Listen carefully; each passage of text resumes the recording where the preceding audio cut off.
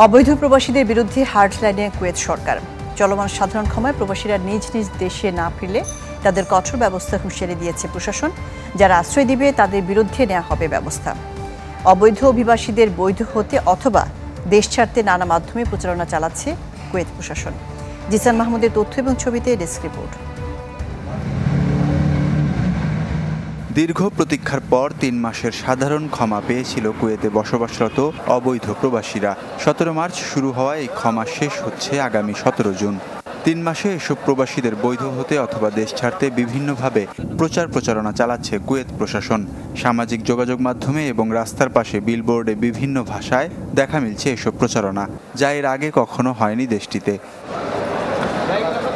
চলমান সাধারণ ক্ষমার মেয়াদ শেষ হলে কঠোর অভিযানে নামার কথা জানিয়েছে কুয়েত সরকার। এ সময় যারা অবৈধদের আশ্রয় দেবেন তাদের বিরুদ্ধেও নেওয়া হবে বিশেষ ব্যবস্থা। আরোপ করা হবে ৬০০ দিনার জরিমানা বা ৬ মাসের কারাদণ্ড।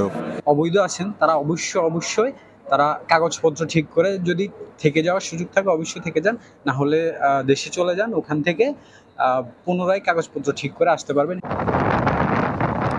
১৭ জুনের মধ্যে অবৈধ প্রবাসীরা দেশ না ছাড়লে জরিমানা সহ আটক করা হবে তাদের, আনা হবে স্থায়ীভাবে বহিষ্কারের আওতায়। অন্যদিকে সাধারণ ক্ষমায় দেশে ফিরলে নিয়মতান্ত্রিকভাবে নতুন ভিসায় পুনরায় কুয়েত প্রবেশের সুযোগ পাবেন প্রবাসীরা। তাই এই সুযোগ কাজে লাগানোর আহ্বান দেশটিতে বসবাসরত বাংলাদেশিদের। বাংলাদেশি ভাইয়েরা যারা এখনো পর্যন্ত এই অবৈধভাবে রয়েছেন, যে সুযোগটি তারা কাজে লাগানোর চেষ্টা করুন, নয়তো কিন্তু ১৭ জুনের পর থেকে কিন্তু কুয়েত সরকার আরো বেশি কঠোর হবে। বাংলাদেশ দূতাবাসের তথ্য মতে এখন পর্যন্ত আউট পাস নিয়েছে ৪,০০০ বাংলাদেশি। আমাদের প্রবাসীরা যারা দীর্ঘদিন অবৈধ থাকার কারণে দেশে যেতে সক্ষম হননি, তারা এই ঈদে কিন্তু দেশে যেতে পারছেন এবং তারা দেশে গিয়ে দেশে থেকে আবার নতুনভাবে কুয়েতে ভিসা নিয়ে প্রবেশ করতে পারবেন। কুয়েতে বর্তমানে ৪৬ লাখ মানুষ বাস করেন। এর মধ্যে ৩২ লাখই ভিনদেশি, যেখানে অবৈধ অভিবাসীর সংখ্যা প্রায় ১,২০,০০০।